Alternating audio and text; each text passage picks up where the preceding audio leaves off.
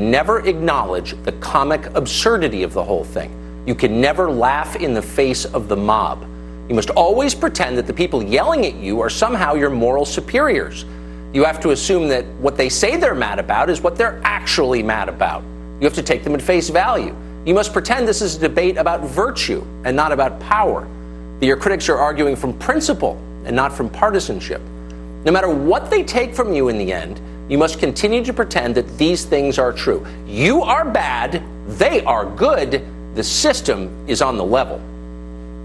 But what if we stopped pretending for a minute? What if we acknowledged what's actually going on? One side is deadly serious. They believe that politics is war. They're not interested in abstractions or principles, rules or traditions.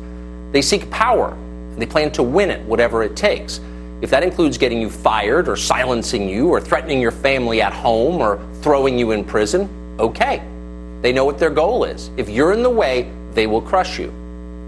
What's interesting is how reliably the other side pretends that none of this is happening. Republicans in Washington do a fairly credible imitation of an opposition party. They still give speeches, they tweet quite a bit, they make concerned noises about how liberals are bad. But on the deepest level, it's all a pose. In their minds, where it matters, Republican leaders are controlled by the left. They know exactly what they're allowed to say and believe. They know what the rules are. They may understand that those rules are written by the very people who seek their destruction. They ruthlessly enforce them anyway. Republicans in Washington police their own with a never-ending enthusiasm.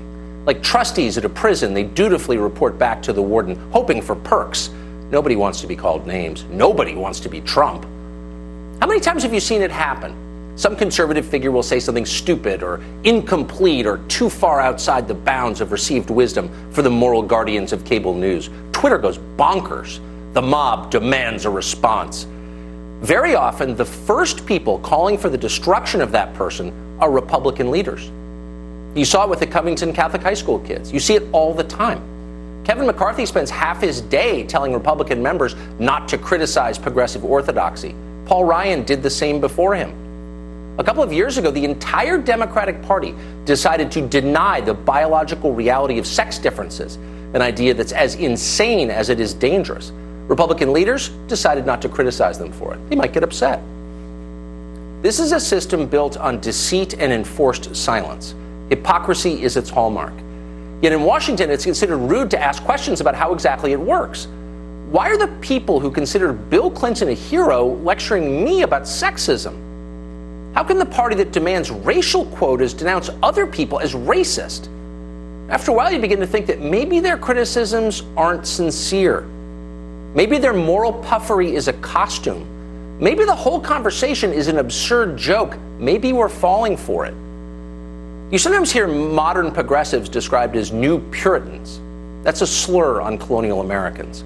Whatever their flaws, the Puritans cared about the fate of the human soul and the moral regeneration of their society. Those are not topics that interest progressives. They're too busy pushing late-term abortion and cross-dressing on fifth graders. These are the people who write our movies and our sitcoms. They are not shocked by naughty words. They just pretend to be when it's useful. It's been very useful lately. The left's main goal, in case you haven't noticed, is controlling what you think.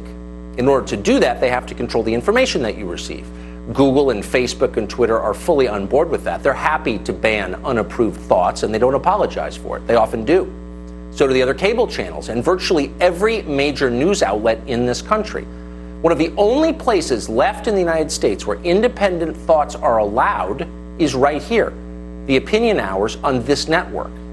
Just a few hours in a sea of television programming. It's not much, relatively speaking. For the left, it's unacceptable. They demand total conformity. Since the day we went on the air, they've been working hard to kill this show. We haven't said much about it in public. It seemed too self-referential. The point of this show has never been us.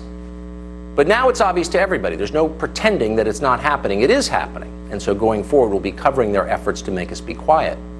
For now, though, just 2 points to leave you with. First, Fox News is behind us, as they have been since the very first day. Toughness is a rare quality at a TV network, and we are grateful for that. Second, we've always apologized when we're wrong, and we'll continue to do that. That's what decent people do. They apologize. But we will never bow to the mob. ever, no matter what. Tammy Bruce is a radio host and president of Independent Women's Voice. She joins us tonight. Tammy, thanks a lot for coming on. Well, it's an honor. I've never to be said here this. I tonight. worked at Thank Fox you. for